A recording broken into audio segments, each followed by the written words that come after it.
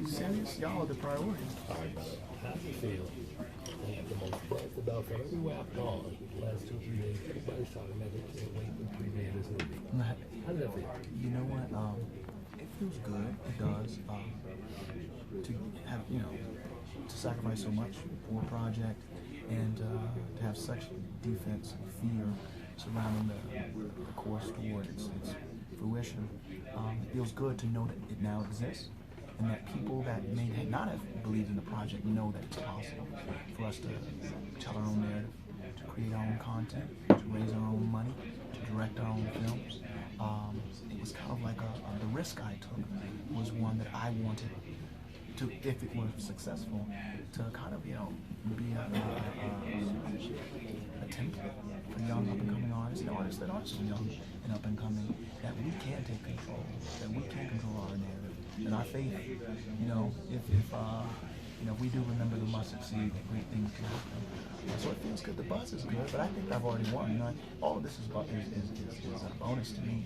We made a film on Nat Turner. Brother, we made a film on Nat Turner, and it's done, and it's my vision, and it's, in my opinion, I have to choose my words carefully because I don't want to not be humble, but I think it's strong. I think it's a proper representation of our hero that was stripped so violently from us. Now, it's interesting that you some of your choices of words are interesting, okay? Now, you call him a hero. Mm-hmm. A lot of people aren't going to see him that way. How are Well, that remains to be seen. Yeah, well, yeah. In reality, people don't know the story of Nat Turner. Oh no. In controversy because of racism surrounding that area at the time when we chose to, or when it was chosen to project him. It's funny how when we're young, we don't learn about people who were strong and had integrity, that sacrificed on our behalf. We learn about people who endured, who laid down, and we celebrate their resilience. And there's a place for that, right? Yeah. So many of the biggest steps that happen in our progression as a people have come through resistance. Like people saying, no, enough is enough. And specifically, Nat Turner did it in the name of God. Yeah. Here's a man that sought righteousness. He wasn't just someone that said, white people got to go because they have to go. He said, God is real. And this word that they've given me is real. Then they're wrong.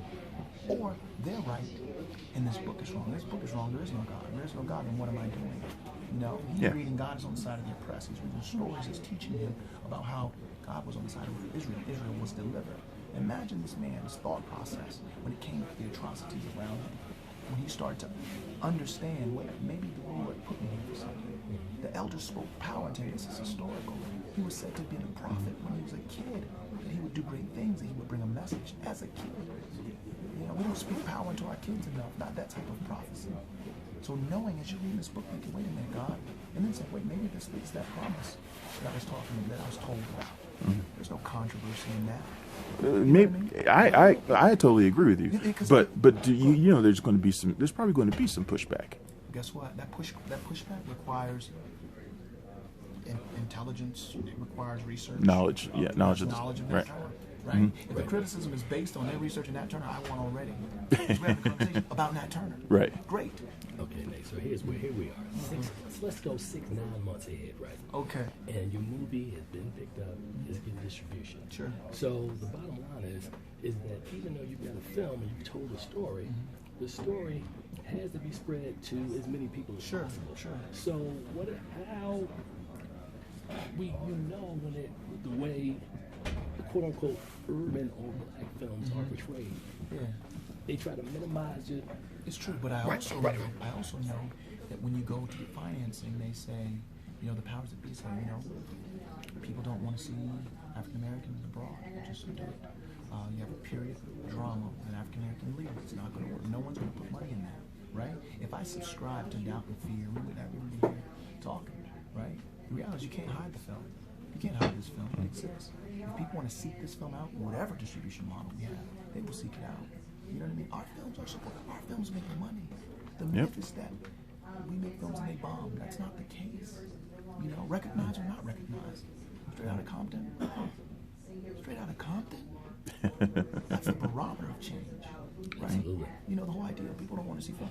Straight out of Compton is doing great work overseas. Yeah.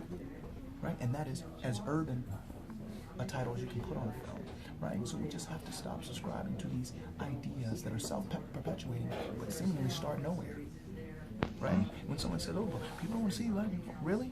All right, well, let's have a forum.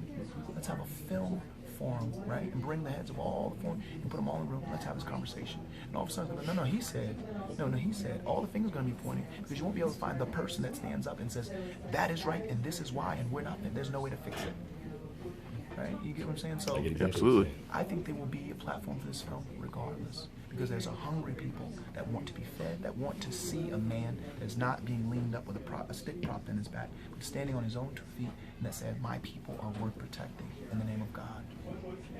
All right, man. So let's wrap it up.